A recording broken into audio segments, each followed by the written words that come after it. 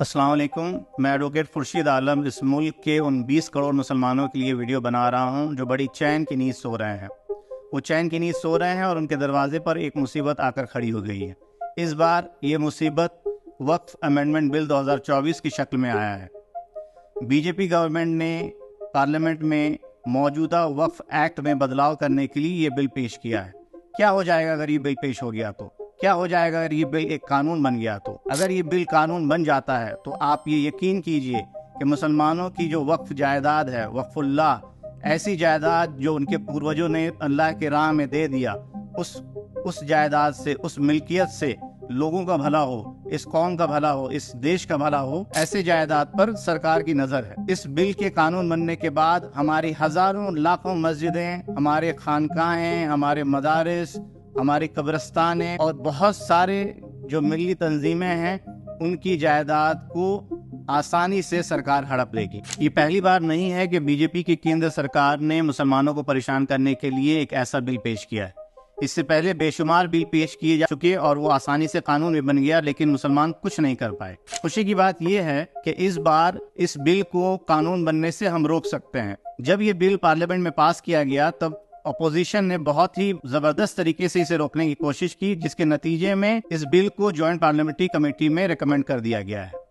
ऐसा नहीं है कि ये बिल कानून बनने से रुक गया है, बल्कि एक छोटा सा पॉज लगा है। अब हम इसे कानून बनने से कैसे रोक सकते हैं? ऐसी सूरत में एक आम आदमी क्या कर सकता है? जिस तरीके से डेमोक्रेसी में हर एक वोट की कीमत है, उसी तरीके से इस पूरे मामले में हर एक आम आदमी की राय की कीमत है। जब इस बिल को जॉइंट पार्लियामेंट्री कमेटी के सामने पेश किया गया है तो जॉइंट पार्लियामेंट्री कमेटी ने आम आदमी से राय मांगी है। जो काम भाजपा सरकार को, बीजेपी गवर्नमेंट को पहले करना चाहिए था, सारे स्टेक होल्डर्स की राय लेनी चाहिए थी, जिनकी वो दावा करते हैं कि इनकी भलाई के लिए बिल लाया जा रहा है, हकीकत में वो हमारी जड़ों को काटने में लगे हुए हैं। ऐसी सूरत में जब आपके सामने एक नोटिस आया हुआ है, 13 सितंबर तक आपको अपनी राय देनी है, क्या 20 करोड़ मुसलमान में से 50 लाख भी ऐसे नहीं हैं जो अपनी राय को ईमेल के जरिए, खतों के जरिए, एक डेलीगेशन के जरिए जॉइंट पार्लियामेंट्री कमेटी तक पहुंचा सकें? हम जानते हैं कि ये पूरा काम बहुत ही टायरिंग है। आप कैसे एक मेल को बनाएंगे, किस तरह से अपनी बात को रखेंगे? हमने आपके काम को बहुत ही आसान कर दिया है।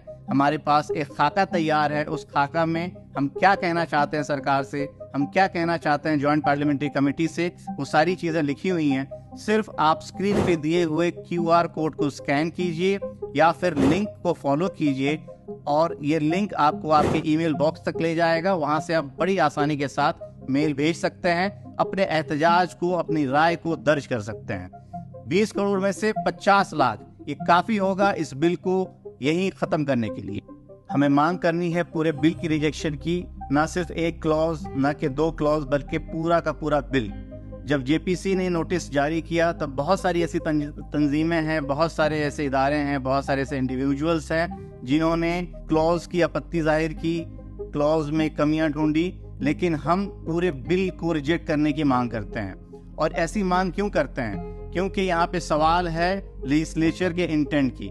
इससे पहले जितनी भी हिस्ट्री देखी जाए, वो चाहे ट्रिपल तलाक बिल हो या फिर वो सिटीजन अमेंडमेंट बिल हो, एंटी कन्वर्जन बिल हो, सब के सब बिल में लेजिस्लेचर के इंटेंट पे बहुत बड़ा सवालिया निशान खड़ा हो चुका है।